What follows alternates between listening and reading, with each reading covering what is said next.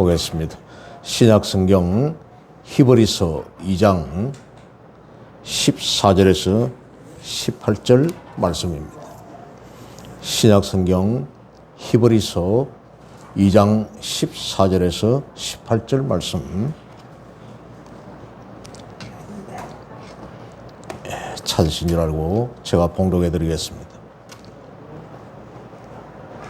자녀들은 혈과 육에 속하였으며 그도 또한 같은 모양으로 혈과 육을 함께 지니심은 죽음을 통하여 죽음의 세력을 잡은 자 곧 마귀를 멸하시며 또 죽기를 무서워함으로 한평생 매여 종노릇하는 모든 자들을 놓아주려 하심이니 이는 확실히 천사들을 붙들어 주려 하심이 아니요 오직 아브라함의 자손을 붙들어 주려 하심이라.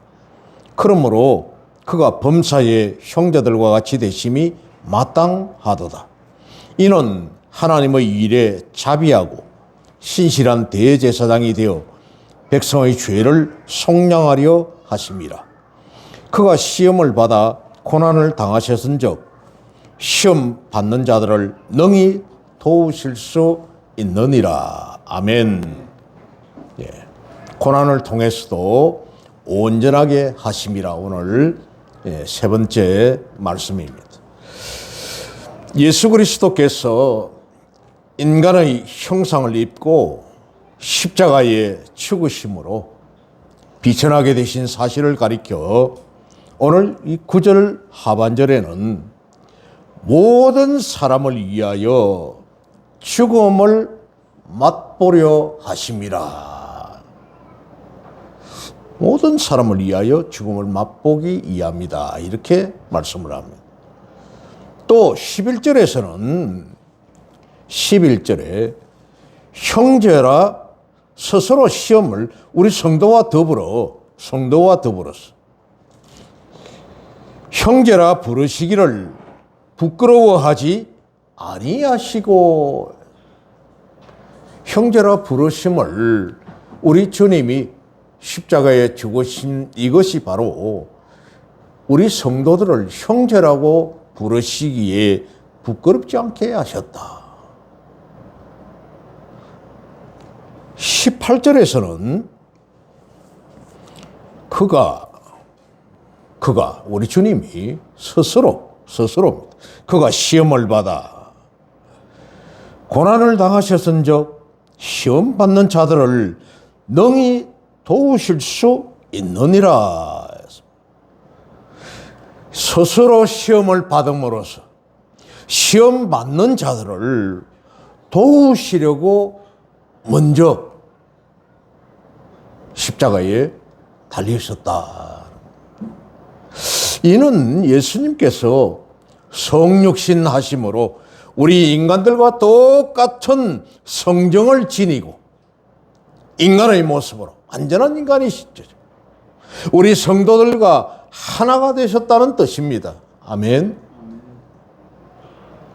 뿐만 아닙니다. 성육신 하셔서 우리와 같이 되신 주님은 부활 성천하신 이후에 지금 이 순간에도 교회의 머리가 되심으로 교회의 몸인 우리 성도들과 한 몸을 이루고 계신다는 겁니다. 참 놀라운 일입니다. 이처럼 주님의 지체가 되는 영광을 얻은 우리 성도들은 이 세상에서 그리스도의 낮아지심과 그리스도의 고난에 우리는 동참해야 한다는 것입니다. 그것이 바로 1편 말씀이었던 5절에서 10절에 있는 내용이었습니다. 그리고는 우리는 이 주님과 지체가 되는 영광을 우리가 얻었으니 주 안에서 지체 의식을 가져야 한다는 겁니다. 두 번째 말씀이었습니다. 지체 의식을 가져야 한다. 11절에서 13절에 있는 말씀이었죠. 형제라 부르시기를 부끄러워하지 아니하시고 내가 주의 이름을 내 형제들에게 선포하고 내가 주를 교회 중에서 찬송하리라. 우리는 바로 주 안에서 같은 지체 의식을 가져야 한다는 겁니다. 로마서 8장 15절에는 너희는 다시 무서워하는 종의 영을 받지 아니하고 양자의 하나님께서 우리를 직접 기르시고 키우시고 하는 이런 양자, 양육할 양자입니다. 이 양자의 영을 받았으므로 아빠, 아버지라 부르짖느니라 했습니다.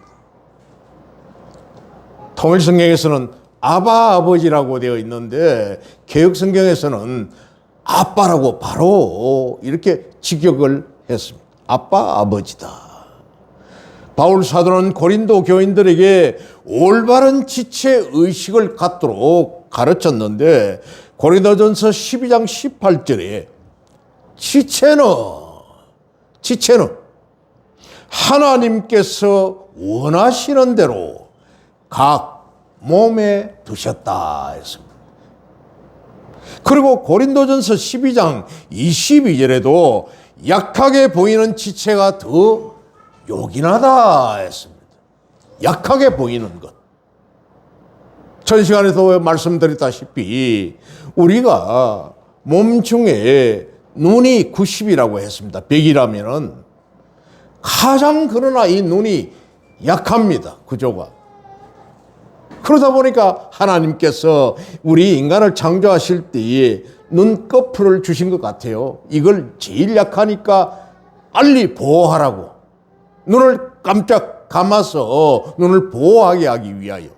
그처럼 우리 몸은 각 몸에 이렇게 지체를 주셨지만은 약하게 보이는 지체가 더 중요하다, 요긴하다 이렇게 했습니다.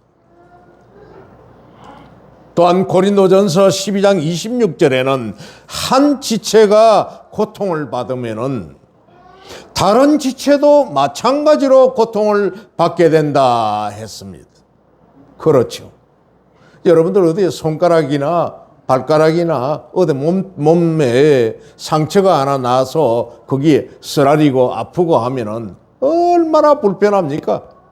어느 부위에 상처가 나 있어도 그 별로 중요하지 않을 부위에 있는데도 불구하고 어찌나 불편하고 힘드는지요.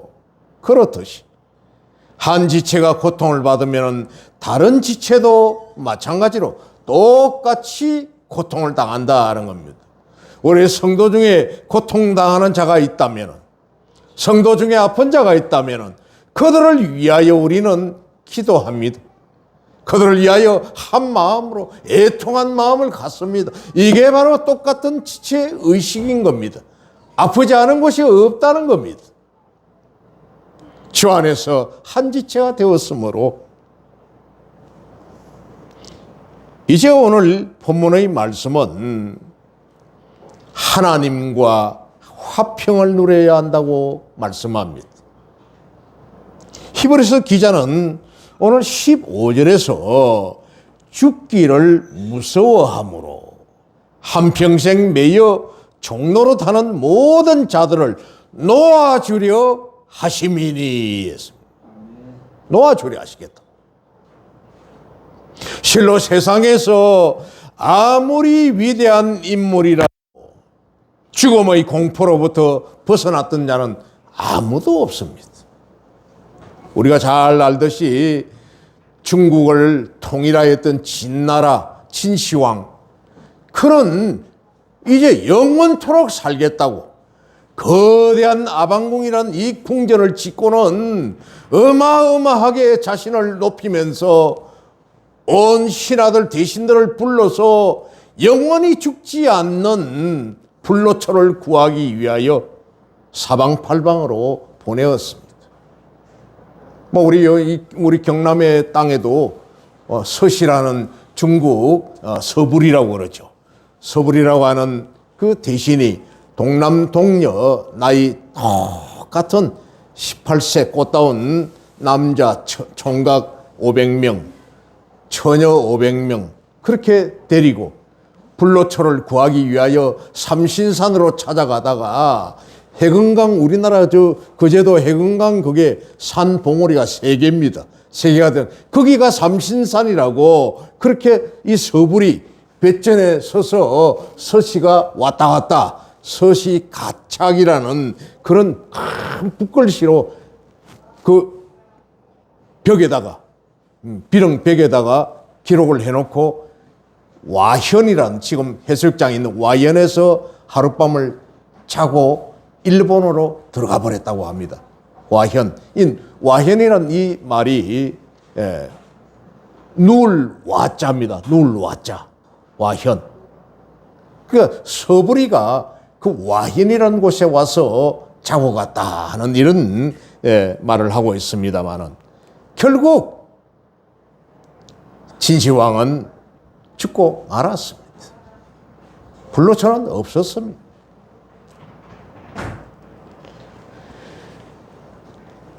그래서 영국의 위대한 문호였던 셰익스피어는 용감한 자는 한 번 죽지만 비겁한 자는 여러 번 죽는다 이런 말을 했습니다. 인간은 한 번 죽기 마련입니다. 이 죽음의 공포에서 벗어날 자는 이 세상에 아무도 없었습니다.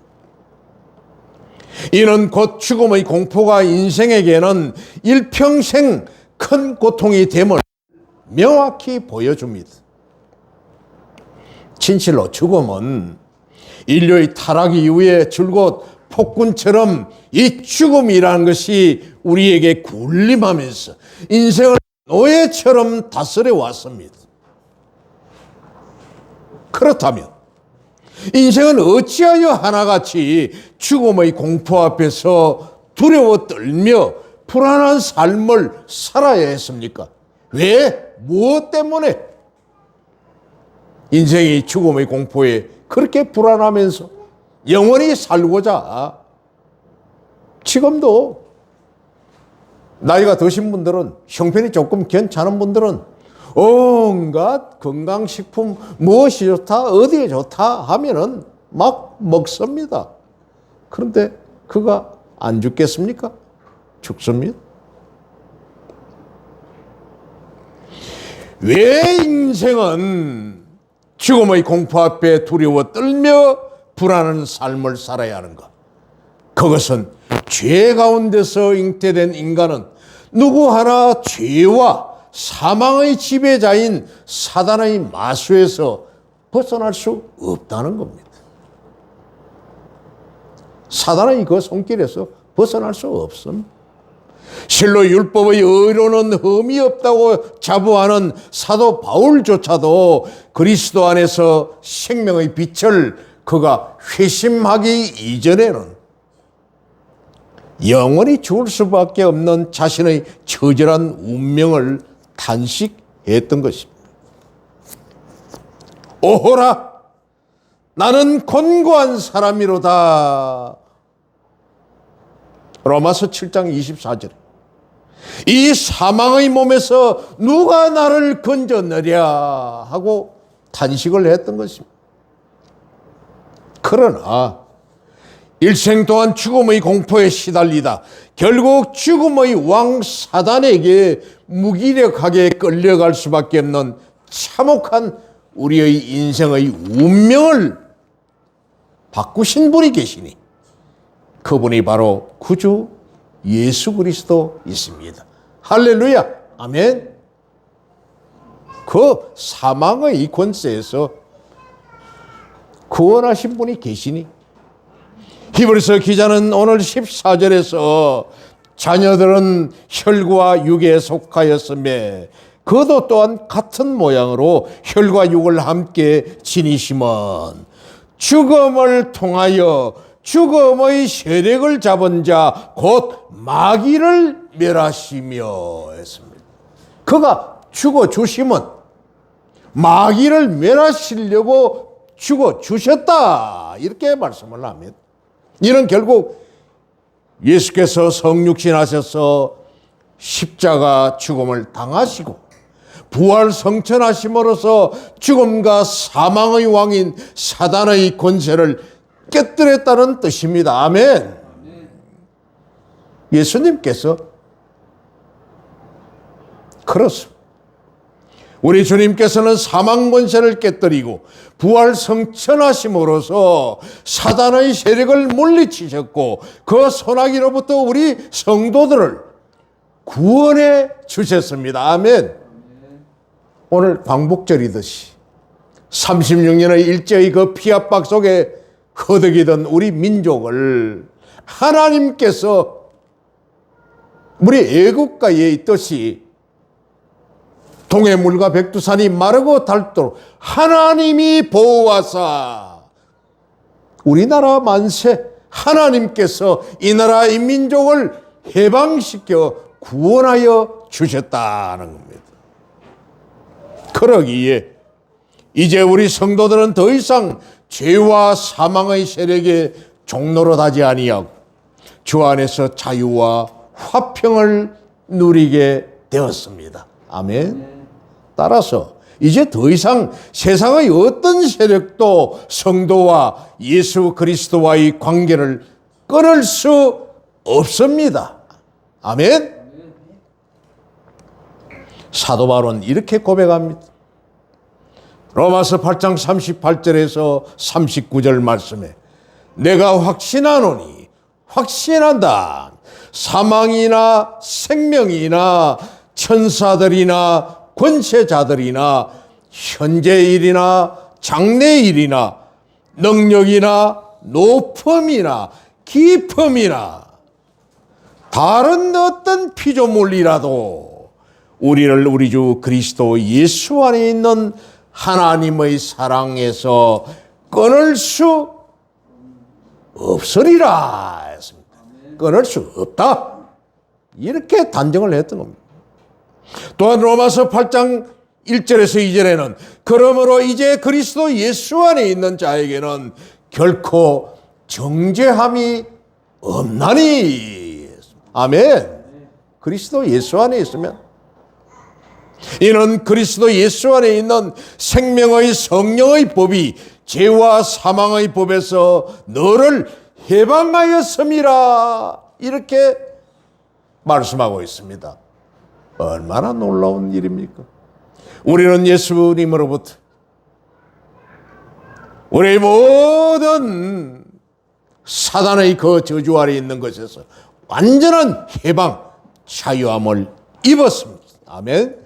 사랑하는 성도 여러분, 우리 같이 한번 생각해 보십시다.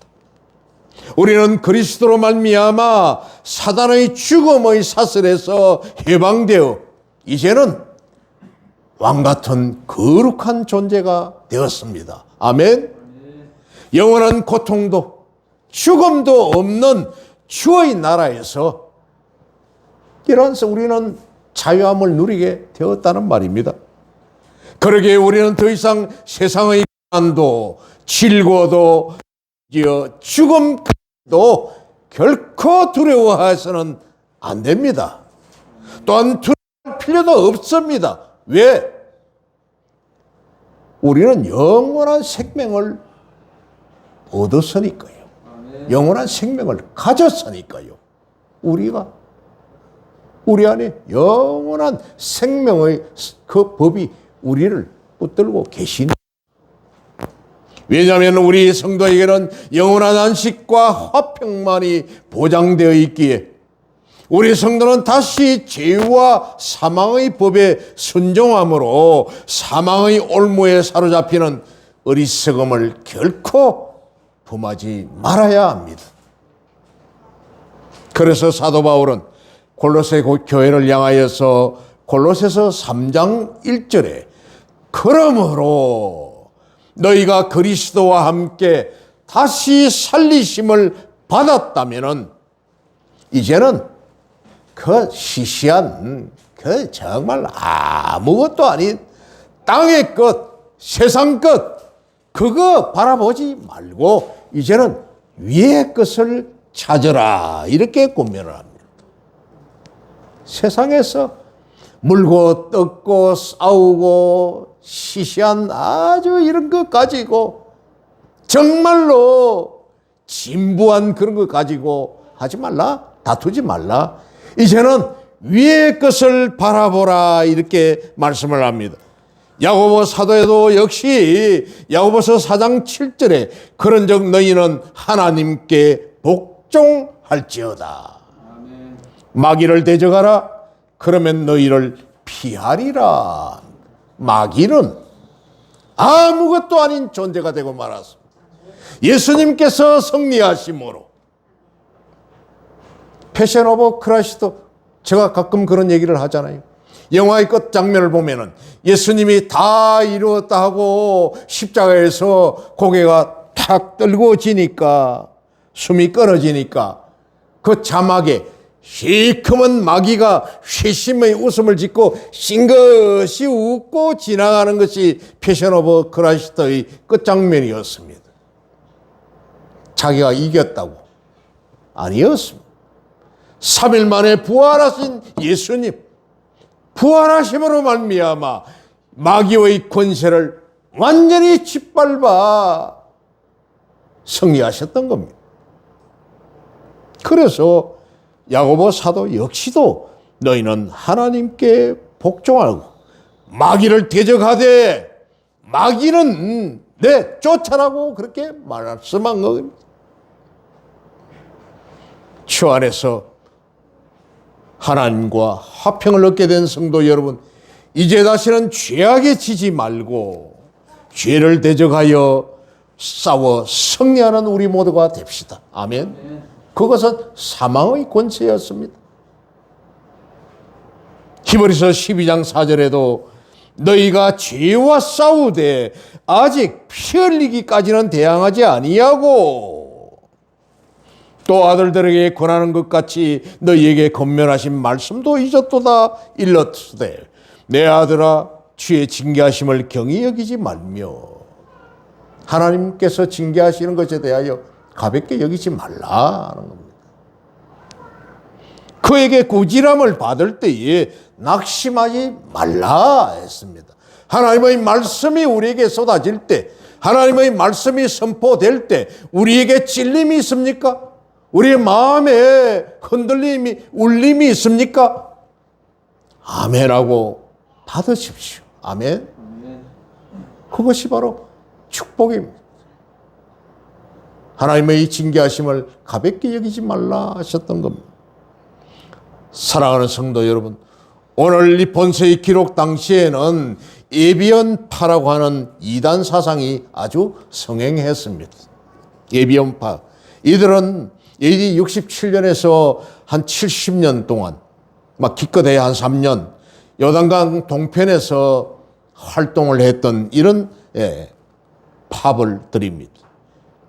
이들은 1세기 후반에 생성된 영지주의 사상에 아주 기초가 되었던 이런 사람들이었습니다. 영지주의. 육신은 아무것도 아니다. 우리의 육신은 흙이요 먼지에 불과하니까 우리의 영이 귀중하니까 육신은 아무렇게나 살아도 괜찮고 우상도 섬기고 우상에 절하고 음행도 저지르고 온갖 죄악 못된 것 다 하는 죄의 이런 굴레에 불과하니까 아무것도 아니고 영이 중요하다. 이렇게 하면서 영을 중요하게 여겼던 이런 사람들이 영지주의였습니다. 안전한 이단이죠. 어떻게 육신이 추잡하고 더러운데 어떻게 영이 깨끗해질 수 있겠나요? 즉 이 예비온파 이들은 예수 그리스도의 인성을 부인했습니다. 거기서부터 벌써 틀렸습니다. 예수님은 완전한 인간이시며 완전한 신이십니다. 아멘. 완전한 신이시며 완전한 인간이시라는. 예수는 수세시에, 그러니까 세례 요한에게 요단강 가에서 세례를 받을 때 그때에 성령의 강림하심으로 그리스도의 신성을 잠시 입었다가 십자가 죽음 시에 그리스도의 영이 떠남으로써 인간 예수로서의 일생을 마쳤다. 이렇게 주장하는 사람이 바로 에비온파들이었습니다. 그렇습니까, 여러분? 그렇게 이해를 하시나요? 아닙니다. 예수님께서는 우리 인간의 죄를 용서하시기 위하여, 인간의 죄를 속량하기 위하여 하나님께서 그 맏아들이신 독생자 하나님이 바로 육신을 입어 이 땅에 우리 죄를 구속하려 오셨던 완전한 하나님이셨습니다. 그러나 히브리서 기자는 이를 강력하게 배격을 하고 있습니다. 히브리서 기자는 14절과 18절을 봅니다. 자녀들은 혈과 육에 속하였으며 자녀들은 그도 또한 같은 모양으로, 그러니까 인간은 혈과 육에 속하였으며 그도 또한 같은 모양으로, 우리 주님도 같은 모양으로 혈과 육을 함께 지니심은 죽음을 통하여 죽음의 세력을 잡은 자 곧 마귀를 멸하시려고 죽음의 그 마귀를 멸하시려고 인간의 모양과 똑같이 오셨다. 18절에는 그가 시험을 받아 고난을 당하셨은저 시험 받는 자들을 능히 도우실 수 있느니라. 시험 받아 고난 당하 죽었는데 뭘 어떻게 도와준단 말입니까? 우리 인간적으로 생각하고 인간적으로 말할 때에 그분은 바로 하나님이셨기 때문에 그가 시험을 받아 고난을 당하셨으니 이후에 시험 받는 자들, 고난 받는 자들을 능히 도우실 수 있다 했습니다. 하나님이시니. 그렇습니다. 주님께서는 성육신 하심으로써 우리 인간과 같이 되셨고 또한 부활성천하심으로써 지금도 우리 성도와 한 몸을 이루고 계시기에 다른 누구보다도 더 우리 성도의 염려와 권고와 인생의 모든 문제들을 잘 알고 계십니다. 아멘. 우리 주님께서 우리의 마음을 너무나 잘 알고 계신다는 겁니다. 주님이 다 알고 계신다. 우리 인간의 모든 공감을 그분께서 먼저 철저하게 그 육체에 다 체험하심으로써 체휼이라고 하는 단어를 쓰죠. 다 짊어지셨으므로 우리의 친형님과 같으신 주님 앞에 우리의 모든 문제를 다 내려놓으시고, 아멘. 사망 권세를 깨뜨리고 하나님의 화평과 안식을 주신 우리 주님만을 의지하시기 바랍니다. 진정 성녀의 주님께서 우리 성도들을 영원한 성녀의 길로 인도하실 것입니다. 아멘. 할렐루야. 기도하겠습니다.